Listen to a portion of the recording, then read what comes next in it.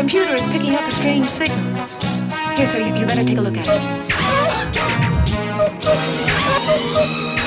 Hi, and welcome to Sci-Fi Snacks. I'm Liz J. Bradley, a science fiction author and poet who adores short fiction and snacks. Each episode of Sci-Fi Snacks is a short and sweet, or salty, discussion of what I loved, what I learned, and what I snacked on while reading new-to-me short science fiction. As always, links to the short stories are in the show notes, so if you haven't read this week's story, head on over, pick up your favorite snack, and then join me as we discuss this week's story.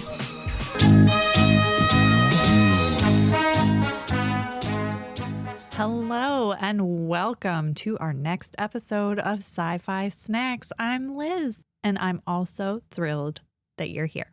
This week, we are going to be talking about a story that is now officially in the unofficial top rankings of my favorite sci-fi snacks stories. The coolest part about this podcast is just getting to read such amazing work by such a variety of authors that I've never heard of before. And I've been doing a ton of reading for the Nebulas, and nominations are due literally by Saturday. I started out with the problem of, I don't have enough things that I've read in some of these categories in order to nominate 5 different things. And I'm very type A. And if we have any, former overachieving gifted children, blah, blah, blah, whatever we are, millennials listening, you'll understand that when you're given a sheet and there are 5 spaces and they're like, you can put, I want to put 5 things. In the end, I can only vote for one thing anyway.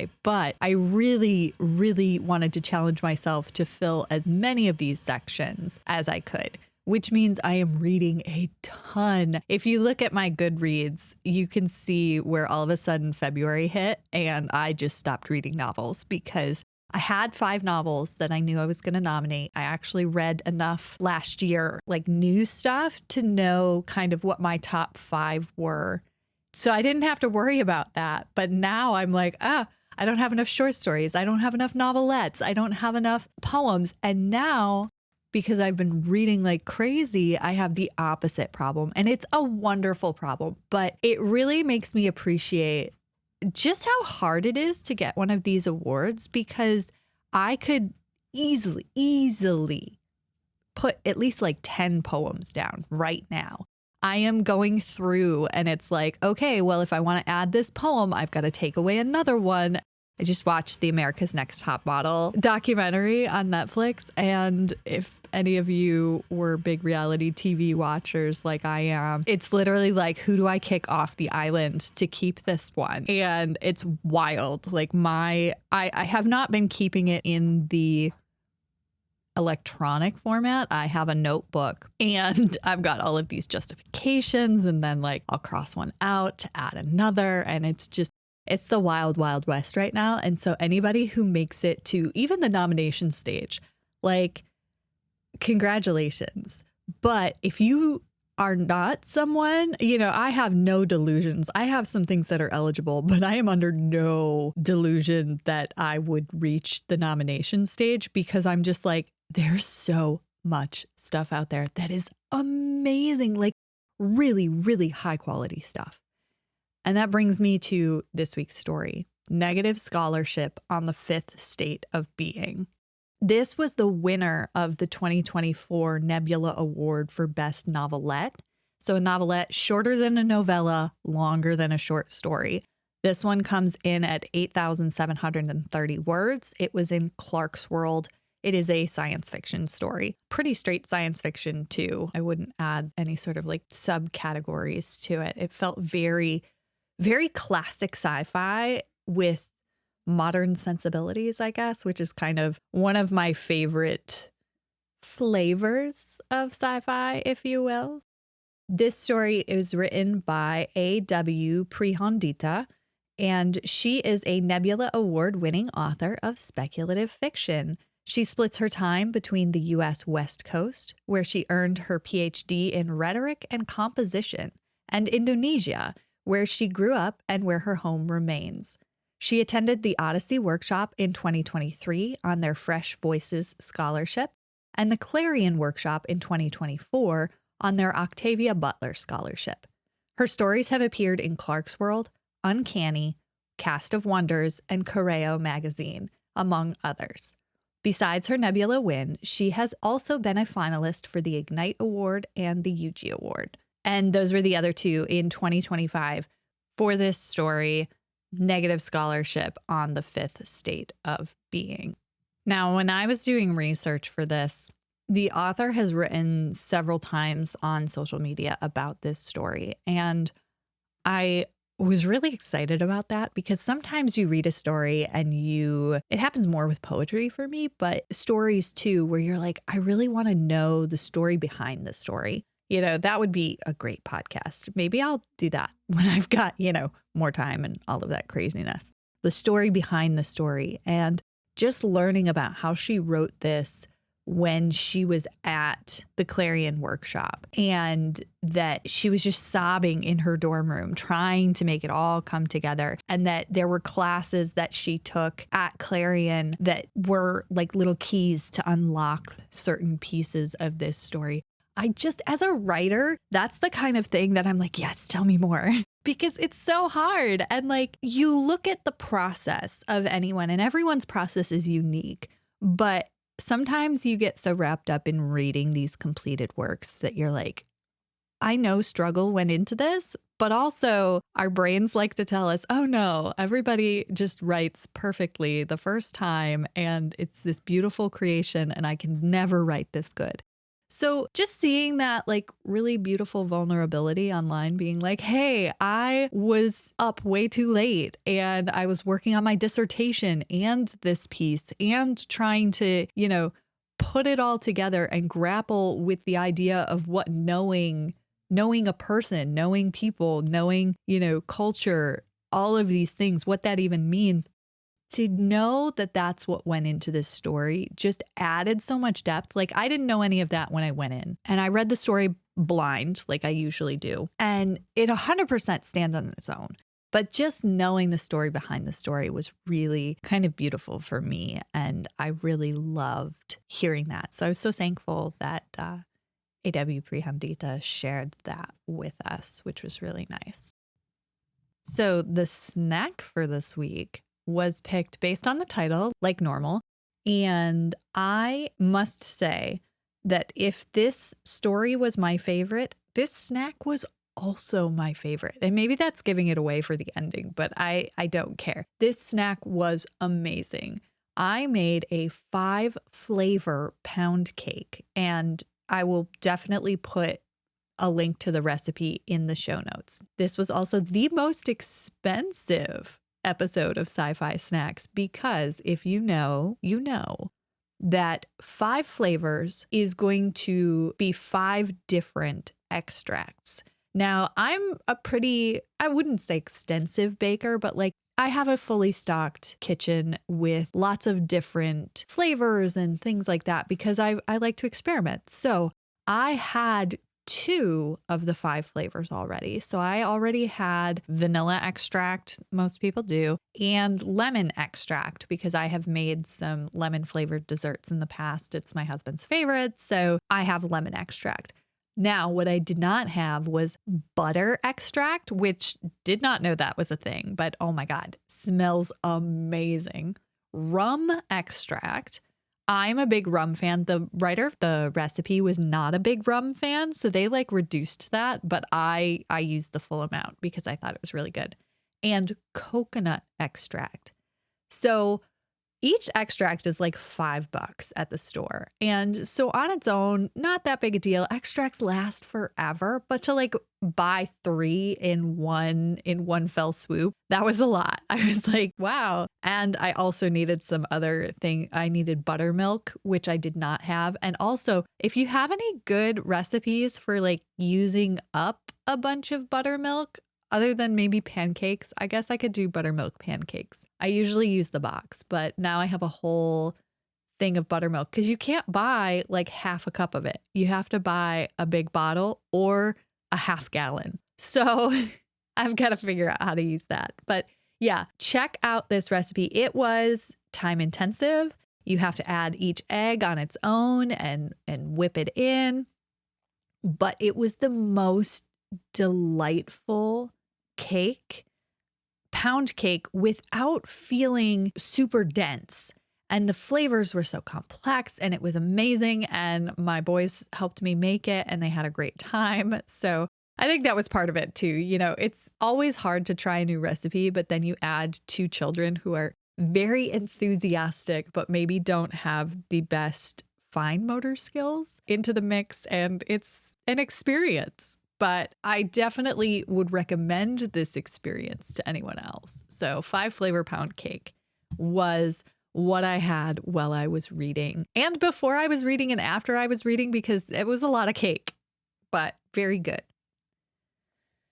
Now, what is this story about? This was one of those stories where you read the title and you're like, wow, that's a lot of really interesting words in an interesting order, but I don't actually know what the story is about. I think that's really intriguing. But to give a quick summary, this is the summary off of the author's website, which I thought was really helpful. And it states, a human doctor is in quotes, and that is very important, must treat a very rare alien species using only AI assistance and translation machines. But the corporatization of medical technology and a history of genocide means nothing is as it seems. And that's the story in a nutshell. Now, we'll talk a little bit more about that in depth, but because this was a long one, I'm not going to give you the blow by blow of this story. And there's a reason for that. Well, there's 2 reasons for that, maybe 3. 3, I don't have that much time. 2, I really, really want you to go read this story. Now, most of the stories for the podcast, you can totally get by with just listening to me chat about it, talking about what I loved, talking about what I learned. And it's a great way to experience a wide variety of stories. This one you need to read. You really do. If you like to listen, which obviously you do, you're listening to a podcast right now, there is an audio version of it. So pause my podcast. I'm going to tell you to pause, go away, click on the link down in the show notes, go over to Clark's World, click their audio edition, and then hit play. And then you can listen to this story without even interrupting your routine. Now, I'm going to assume you're coming back now after having listened to or read this story. And I'm going to tell you the third reason I'm not giving an in-depth summary. Because when we talk about what I loved in this story, I have 1 bullet point. Normally I have 3 to 5 is the goal. I have 1 bullet point for this story. And I just wrote in all caps, everything. What did I love? Everything. Honestly, it is probably my favorite story that I've read for the podcast. There are a couple others that are very high up there on my list, and I will recommend them to people all the time. This story was so dang good. And I can't really pick out one thing or another. And I think part of what I loved about it is it felt so seamless. There are a lot of stories that you can tell somebody went into writing a story for a reason, right? So I'm not going to name names, but because I've been reading so much short fiction this month, there were a couple that I read for award seasons where people were like, this is a really important story. And I was like, ooh, good. I love, give me the important stories. Give me the stories that say the thing that we need to say, but we can't say it out loud. So we say it with art. Right? That's what I really think. That's why we should be writers. That's why we need to share our stories. We share our stories as almost this back door into empathy and caring. And it's why it's so important for people to read, in my opinion. And I read some of these other stories and I could see what they were trying to do, but they hit you over the head with it. There was no nuance to it. It was okay, let's have a conversation about issue, whatever the issue was. This was more than one story, so I'm not going to point them out. But like a good other example for this is a lot of people they take issue with like, quote, Christian art, because a lot of the time it's just propaganda. You know, you go to see a play at a church and everybody knows why they're putting on a play. It's to spread the word of God. It's to do the message. And it lacks art and nuance because the whole point is the message, right? And what I really, really loved about this story is the more I dug into it, I was like, this is art. This story made me feel things. It made me care about an alien water blob. Like, why am I crying for the blob of water? Why am I feeling like it's a religious experience when the doctor enters the pool with the blob of water alien and they're swirling around each other and really like that was a religious experience and not in the way a bad Christian play at church is. Like that was amazing. And I was like, that's what elevates this story. It's about real and important things. Like back in the summary, you know, how many of these are like big buzzwords, you know, corporatization of medical technology, AI assistance. If I read another flat AI story that's like, ooh, AI's bad, everybody. Like, yeah, okay, we know that. Can we move beyond just like hitting somebody? I don't know if you've seen, it makes me think of the TikTok videos where there's this girl and she like hits the camera with her fan and she's just like, bad. Like, I don't need that level anymore. Like, give me the next level. Yes, we're on the same page. AI is bad. Like, show me how. Make me feel, make me know in my core that this is the terrible, inevitable place we end up if we don't have these conversations in real life now. That's what this story does. This story, you get the AI bad message. You get the corporate conglomerate message.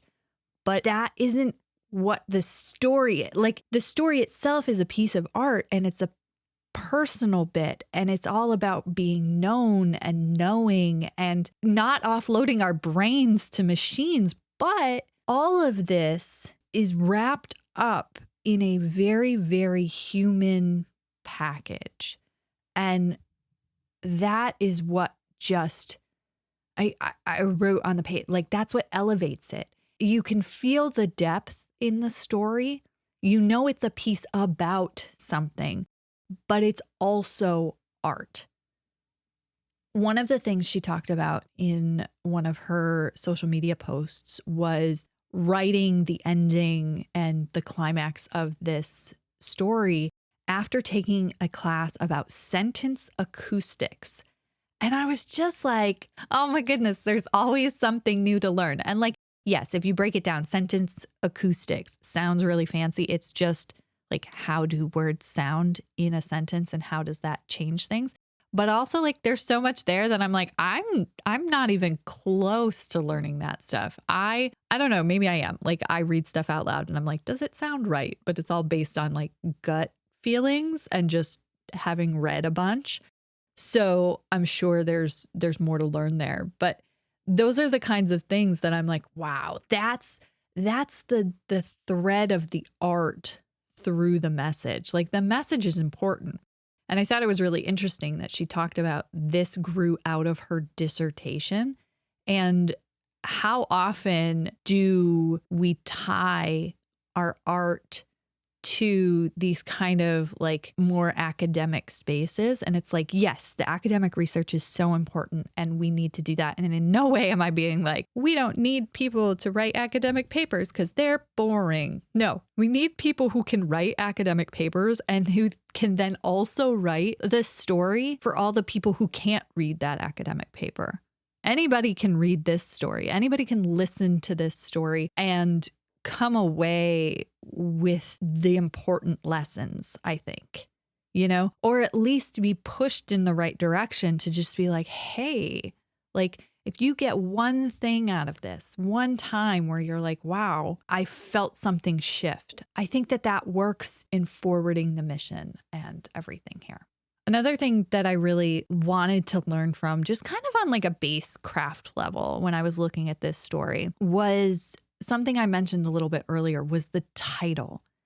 And titling stories is so hard. In my opinion, I either get a title right away and it's just kind of there and I'm like, great, that's the story, that's the thesis, that's the essence of this story. Or I have to like scroll through a million choices and I just don't know. So this was one of those titles where in the beginning I was like, oh, negative scholarship on the fifth state of being. Well, there's a lot of interesting words there. Negative scholarship. Okay. What does that mean? And you learn in the story, you're like, oh, okay, there are these negative scholars who are kind of like your rebels, but they've been branded negative scholars because like they're actually questioning things. They're using their brains. They're not relying on these like corporate conglomerate AI machines and translations and things like that. So I thought that was really interesting and that says something, right? So negative scholarship is there. On the fifth state of being, you're like, oh, okay, so what are the other four states of being? And you're like, okay, you find out in the story, I'll read you a little quote here. So there are four classical states of matter, right? Solid, liquid, gas, and plasma. So then the story is about this mysterious fifth state. And if you haven't read the story, if you ignored me and you didn't read it yet, okay, fine. But I will explain to you the fifth state of matter. This is a spoiler, so this is your last chance to go listen.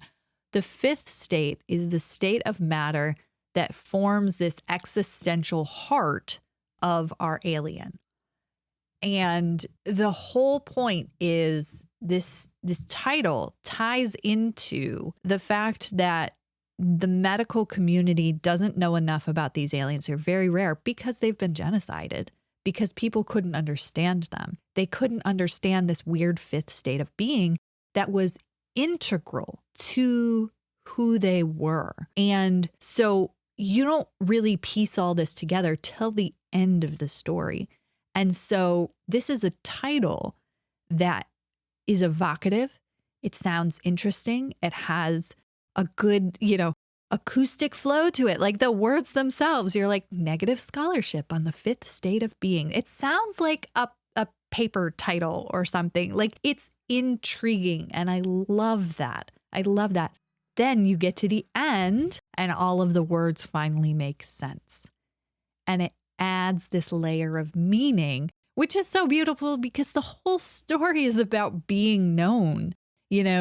They are talking past each other because of these translation machines. And the fact is that they have to, the whole thing is solved by just like talking to each other.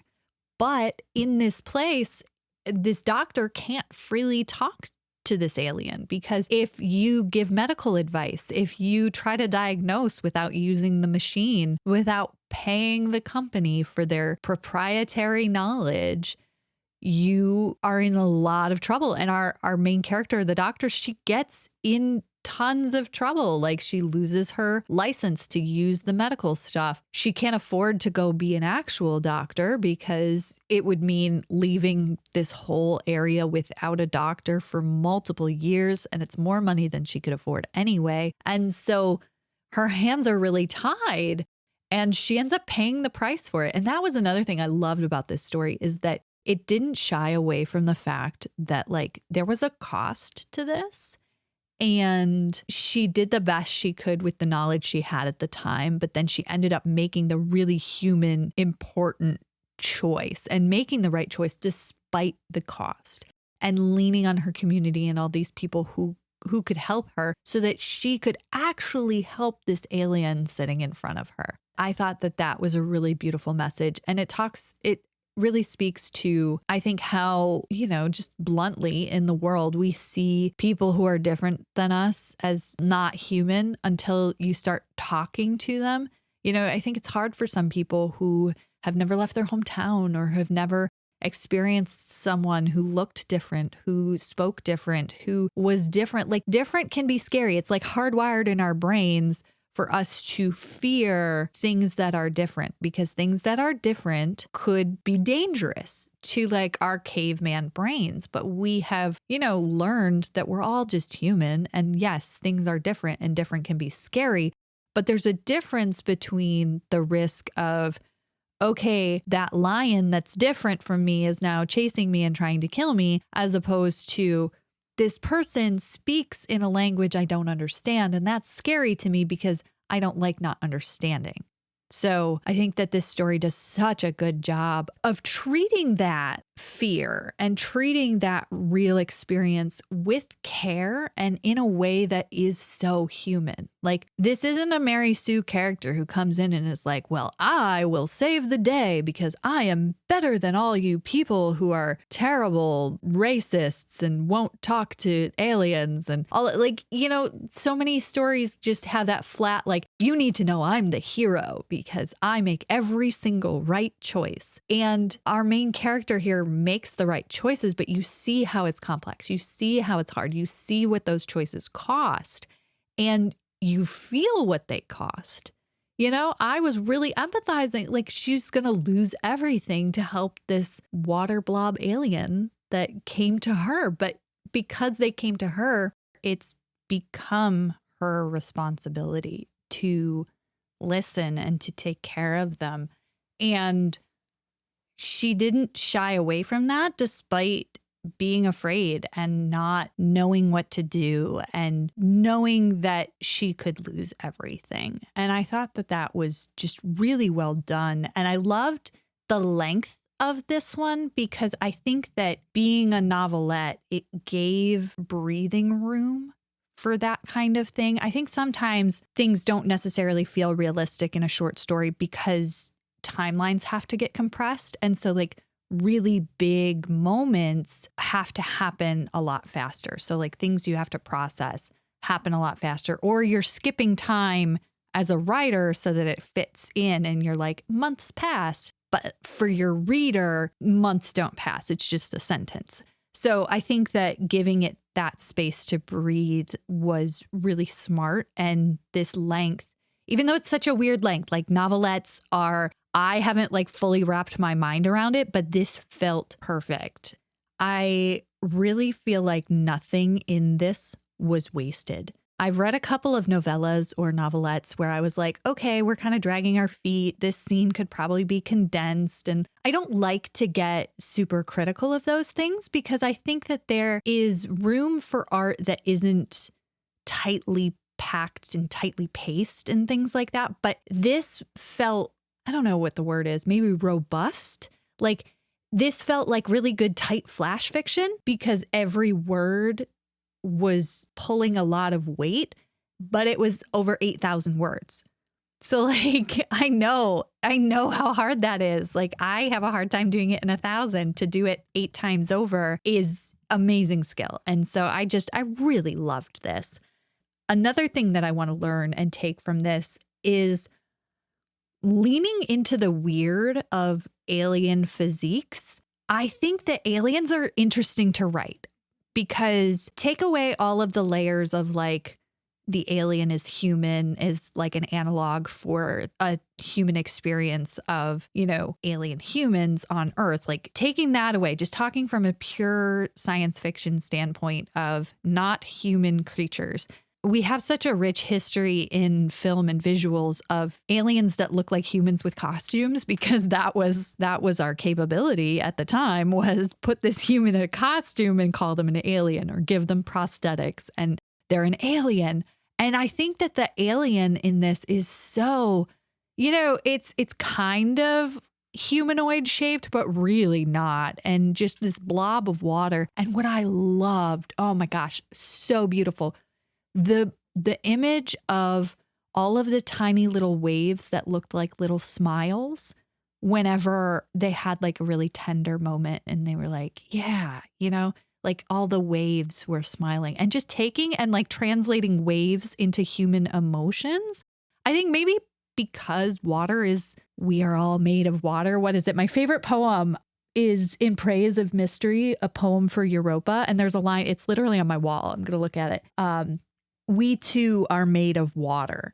And so like, because humans are almost all water and our planet's almost all water. So like an alien that's all water is super alien, but also so connected still to humans and humanity itself. So I think that if you can make an alien weird and alien, but if you can make that connection via emotion, it can still be so relatable and like make your reader cry, make your reader feel things. And you're like, I felt for something that was so different from me, which is the point. It was so good. So good.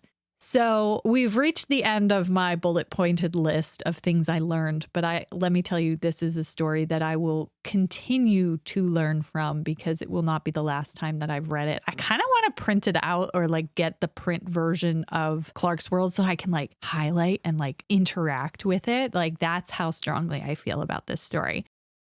I want to leave you with the wrap up that we always do, bringing it back to the snack. How does this compare with the 5 flavor pound cake? Well, you know what? They're perfect. They're perfect together. So if you want a really beautifully tasting, complex snack to go with a beautifully written, complex story, this is the perfect pair. Thank you so much for listening and hanging out with me again this week. Next week, we are going to be reading another novelette, which is super fun. This one is called If You Find Yourself Speaking to God, Address God with the Informal You by John Chu. And as always, the link is in the show notes so that you can read that before next week's show. Thanks so much and keep on snacking. Bye.